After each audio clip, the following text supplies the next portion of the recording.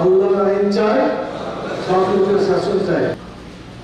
দেশে আইন চালু করতে হলে বক্তৃতা দিয়া জনসভা করে জালসা করে কোরআনের আইন চালু হয়ে যাবে? এই আইন থেকে কোথায় নিয়ে যেতে হবে? জাতীয় সংসদে। তাহলে জাতীয় সংসদে যেতে গেলে ভোট দিয়ে যেতে হয় না বিনা ভোটে যাওয়া লাগে? অবশ্যই আগের সরকার বিনা ভোটে চালাই দিয়েছে, এই জন্য তার পরিণতি খারাপ হয়েছে, দেশে থাকতে পারে না। জনগণের আওয়াজের চোখে শেষ পর্যন্ত ইঁদুরের গর্ত পাই না, শেষ পর্যন্ত আকাশ দিয়া মানুষকে না জানিয়ে চলে গেছে। আচ্ছা, দেশ থেকে পালায় ভালো মানুষে পালায়? ডাকাইতে পালায়, খুন করার পরে পালায়, ঠিক না বলে? চোর ডাকাত খুন যারা করেছে তারাই তো পালাইছে, কথা ঠিক ঠিক।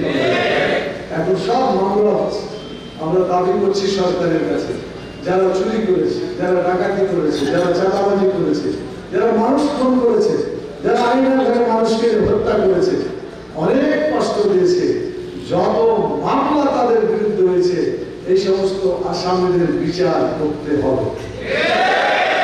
বিচার করার আগে তাদের কোনো অধিকার স্বীকৃত হইতে পারে না। তো যে জাতীয় সংসদে যেতে গেলে ভোট লাগবে না? লাগবে না? লাগবে, আমাদের ভোট লাগবে।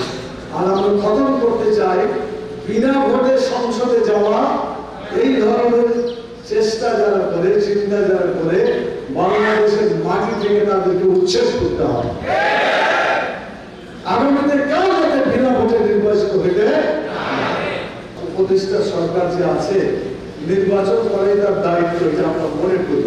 তবে নির্বাচনটা হইতে হবে ভালো নির্বাচন, যাতে গোলমেলা চুরি করা ডাকাতি করা নির্বাচন না হয়। সেই জন্য সময় একটু লাগুক। আগে সংস্কার, তারপরে নির্বাচন। তো আগে কি চলে বলে, আমরা চলে বলে, যারা সংস্কার করতে চাইলে তাদের কানে শব্দটা আরো ধরে যায়। আগে কি এরপরে হবে নির্বাচন। তবে উপদেষ্টা সরকারকে বলবো, সংস্কারের অজুহাত করে সংস্কার হচ্ছে না, কিন্তু সময় পার করে যাচ্ছে, এইটা যাতে না হয়। যত তাড়াতাড়ি সম্ভব সংস্কার করে দ্রুত নির্বাচন আমরা দাবি করছি, কথা ঠিক আছে? আর এই নির্বাচন করতে হলে আপনাদেরকে নামতে হবে মাঠে ময়দানে। আমরা আগামী দিনে স্বচ্ছ নির্বাচন চাই, সুষ্ঠু নির্বাচন চাই। জালিয়াতের নির্বাচন বাংলাদেশে আর হতে দেওয়া যাবে না। আর বিচারের আগে কোন দোষী লোককে, অভিযুক্ত লোককে নির্বাচন করার অধিকার দেওয়া যাবে না। ইউনিয়ন গঠন করার জন্য যত পেশা আছে, সব পেশার বিভিন্ন ভাইদের কাছে দাওয়াত করছে, তাদের কাছে বিফল, অর্থাৎ ইউনিয়ন গঠন করার জন্য যে ফর্ম পূরণ করতে হয়, এই ফর্ম পূরণ করার জন্য এখন থেকে আপনাদের মাঠে লেগে পড়তে হবে।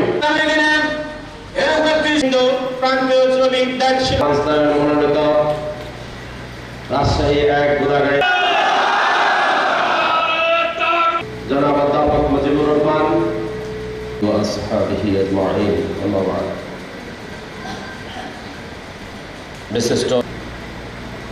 বিশিষ্ট শিক্ষাবিদ এমপি হিসেবে দেখতে চাই। আমি আমার কথা এখানে শেষ করছি। আসসালামু আলাইকুম। রাজশাহী জেলা শাখার সংগ্রামী প্রধান উপদেষ্টা।